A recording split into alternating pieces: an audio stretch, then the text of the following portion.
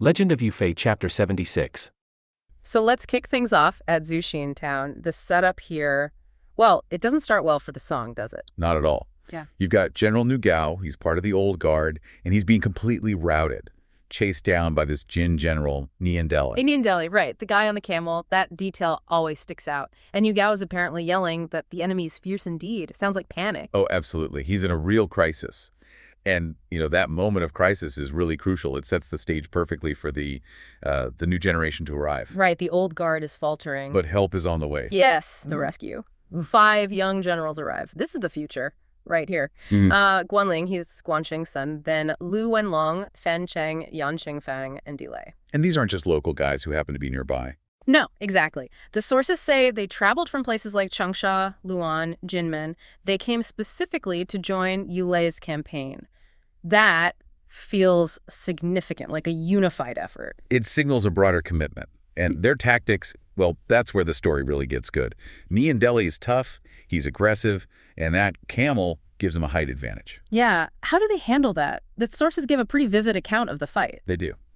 So Guanling takes him on first. They fight for over 30 bouts. 30. It's a long, drawn-out struggle. And neither gets the upper hand. Nope, it's a stalemate.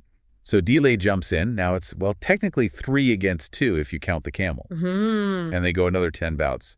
Still deadlocked. This Niandeli is formidable. Okay, so what breaks the deadlock? Lu Wenlong joins. And this is the clever bit. He doesn't just charge in swinging. He uses his spear, but aims it. Well, not at the general. Where? At the camel's eye. The camel's eye. Wow, that's unexpected. Is that considered like a standard tactic, or is it seen as a bit underhanded? That's the point, isn't it? Yeah. It shows how this new generation thinks. It's less about the chivalry, maybe, and more about results. Pure pragmatism. Okay, yeah, I see it. And it works brilliantly. Yeah. The source says the camel just screams, stumbles, Niandeli's advantage, gone, instantly. And then the others capitalize. Immediately, Yan Qingfang rushes in, smashes the camel's skull with his mace, this 8-ridged purple gold mace, apparently. Niandeli tumbles down. And then Fan Cheng finishes him off. With a spear. Yeah. Job done. It's this perfect display of teamwork. 4 generals, 1 unconventional target, decisive victory. It really underlines that transition you mentioned.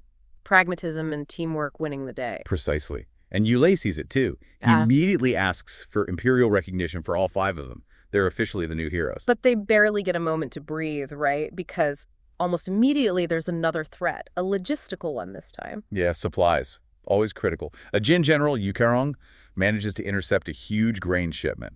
3,000 Xi, the text says, guarded by Sunland.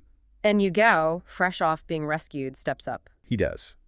Full of confidence again. He basically says, don't worry, leave it to me, your uncle. That kind of vibe. So he goes after the grain. How does that go? Pretty easily, actually. He defeats Yu Karong, who just turns and runs. Yu Gao gives chase. Okay. But then Yu Karong just vanishes behind a hill. Poof. Gone. That sounds convenient. Almost too convenient. Well, convenient for the plot, certainly. Because right there, on that hill, Yu Gao finds someone else waiting. Ooh. His old Taoist master, Bao Fangzhu. Ah, okay, so we're shifting gears here. Definitely. The master tells Nu Gao to let the Jin general go. Says something like his fate wasn't due yet, which implies, higher powers are involved now. Fate dictating battlefield outcomes. And the master does more than just give advice, right? He gives Nu Gao things. Yes, crucial gifts. First, medicine. 2 doses. One specifically for Nu Gao's injured son, Nu Tong. The other for General He Feng. Remember those names? Nu Tong and He Feng. Got it. What else? The big one.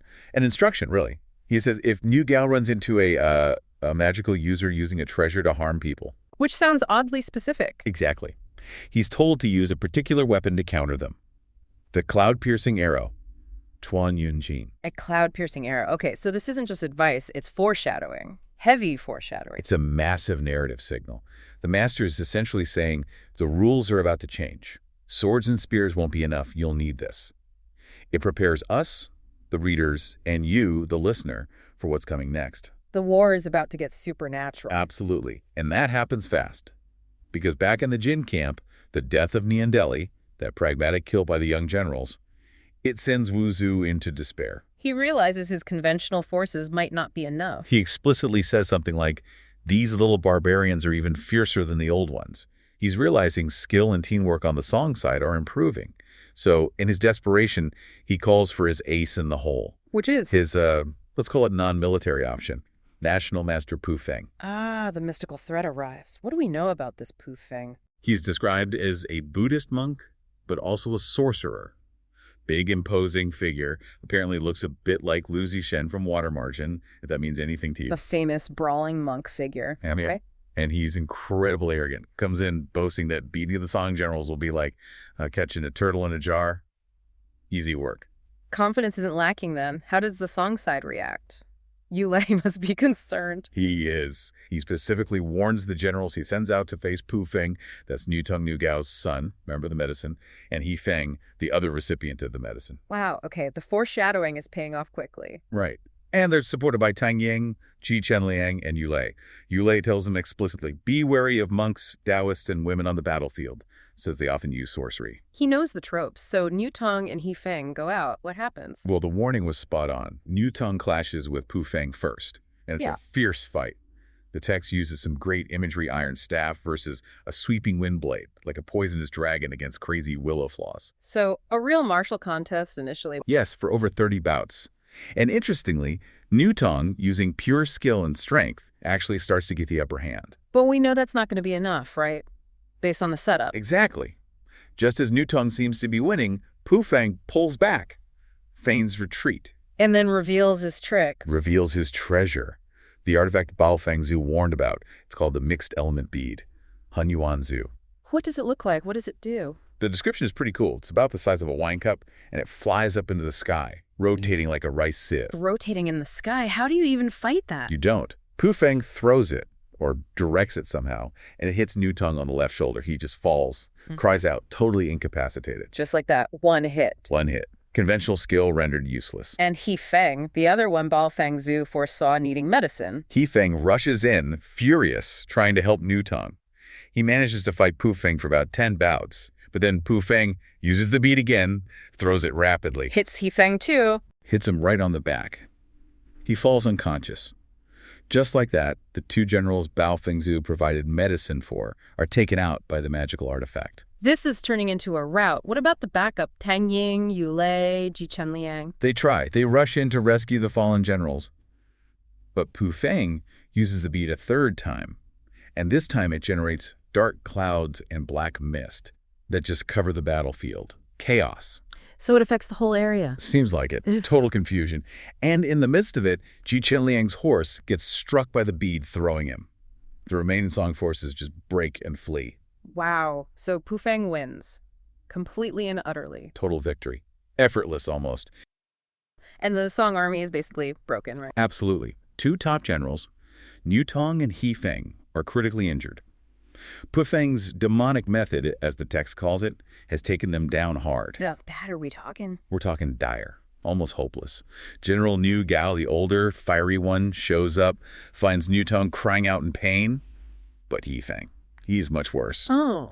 The text is graphic. It says he has only exiting breath, no entering breath. He's described as 9/10 dead. This wasn't a clean cut. It was like a spiritual poison, normal medicine.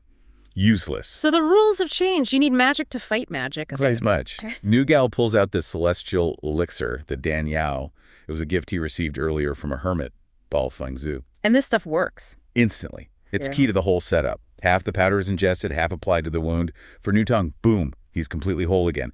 Same process for He Feng, who was practically dead moments before. Just like that. Back to fighting shape. Exactly. Not just healed, but restored. Ready to go. Okay, hold on. Why the magic cure? Why not just have them retreat, recover normally? Seems narratively convenient.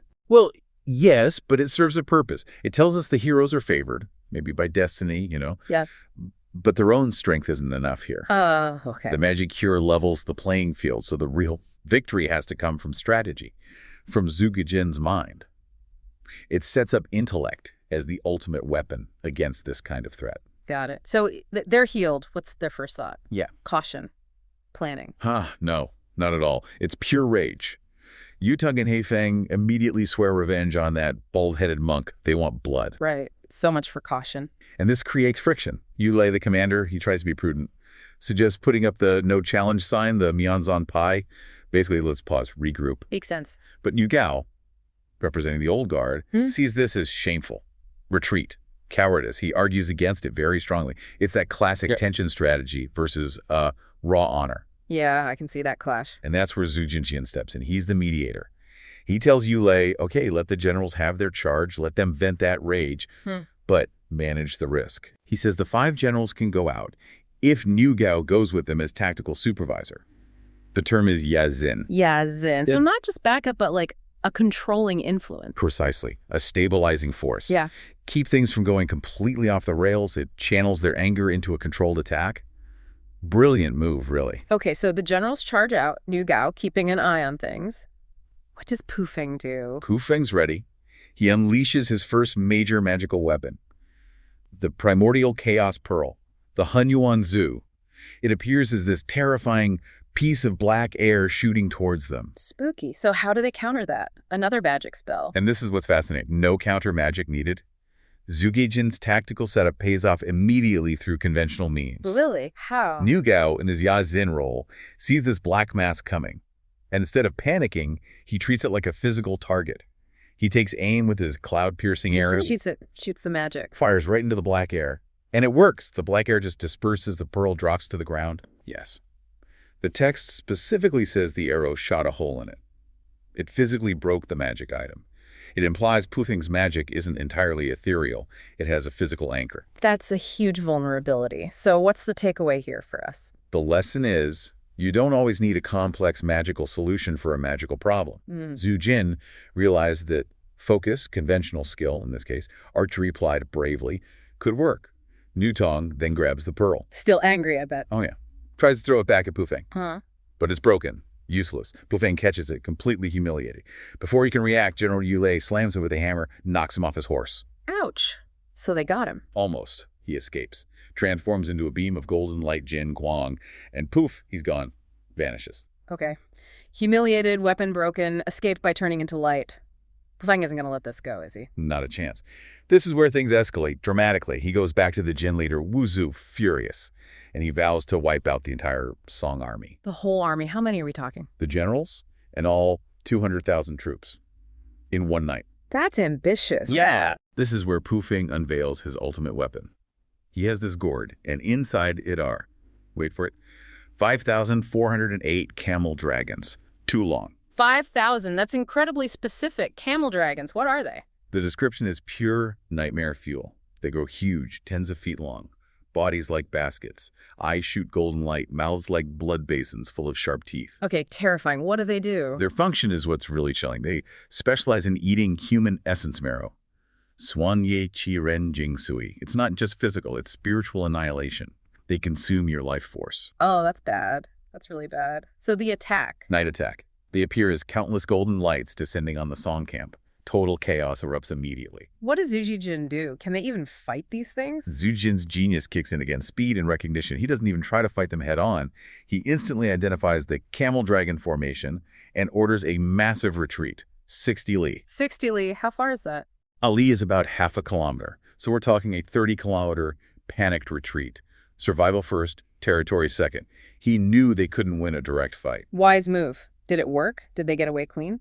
Not entirely. Yeah. Even in retreat, the cost is horrific. The dragons are relentless, biting off limbs, heads, consuming flesh, blood, marrow. The source says 18,000 Song soldiers are killed or wounded in one night. 18,000. Zhu Jin now knows conventional warfare is useless here. Swords, arrows, maybe even cannons. They won't stop these things. Exactly. This brings us back to the core theme. Brute force is out. He needs something completely unconventional, something that attacks the very nature of this magical threat. The question becomes, how on earth do you defeat thousands of flying, essence-eating supernatural monsters? Yeah, how? What's the brilliant plan? It sounds almost absurdly simple at first glance. He orders them to dig a ditch. A ditch. To stop 5,000 magic dragons that just killed 18,000 men. But it's not just any ditch. It's a meticulously engineered trap, playing on metaphysics. Zhu Jin realizes he needs to exploit their spiritual nature, the concept of purity versus defilement. Defilement, how? So overnight, they dig this huge trench, a haogu, 15 feet wide, 12 feet deep, 250 feet long. Real civil engineering project. Okay, big ditch. Then what? They load it up. Dry firewood, reeds, hidden gunpowder, fire artillery, standard trap stuff, maybe. But the genius part is the top layer. Which is? They cover the combustibles, and then they pour on tons of pig's blood and dog's blood. Pig and dog blood. Why that specifically? In this tradition, things of celestial or high spiritual origin like these dragons supposedly can't stand base, unclean things. Pig and dog blood are considered ritually impure, the absolute lowest stuff. It's the antithesis of their power. So the blood isn't just bait, it's like a spiritual weapon. Exactly. It's designed to pollute them, to strip them of their magical flight. It's almost like spiritual kryptonite. He's using biology and ritual impurity against a magical enemy. That is, wow. Okay, so the trap is set. How do they spring it? Military precision. 3,000 soldiers dressed in black Zalyu, armed with rocket arrows and firearms, probably primitive muskets or something. They move back into the old, now seemingly abandoned camp. They're the bait. Banking on Pufeng's arrogance and the dragon's instincts? Totally. Pufeng, expecting another slaughter, releases the dragons again. He's even riding behind them personally this time. And the dragons? They smell the blood. That heavy, overpowering blood reek. Suixing Jiqi, their instinct takes over. They dive straight into the trench to gorge on the blood. They just pile in, one on top of the other, completely trapped by their own nature. And the blood works. Just as Zugajin planned.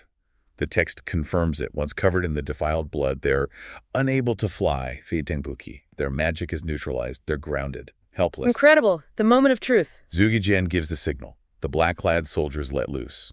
Rockets ignite the firewood and reeds. The hidden gunpowder and artillery explode. It's a massive firestorm in the trench. Annihilate. Complete annihilation. All 5,408 camel dragons are destroyed, wiped out in one go. What about Pufeng? He was right behind them. He gets caught in the chaos, hit by 3 or 4 random arrows in the darkness. Not killed, but wounded, and utterly defeated. So what does he do? Report back to Wuzhu? No, he's too ashamed. He lost his pearl. Now he's lost his ultimate weapon, his entire dragon army. He just patches himself up and secretly flees back to his mountain hermitage. The text says he went off to refine new magic items and plot future revenge. So Zujin didn't just win the battle, he psychologically broke his opponent. Absolutely. And the story wraps up with this poem praising Zugajin. It specifically highlights his profound, marvelous military strategy and how the deep ditch and bloodstain plan eradicated the supernatural threat.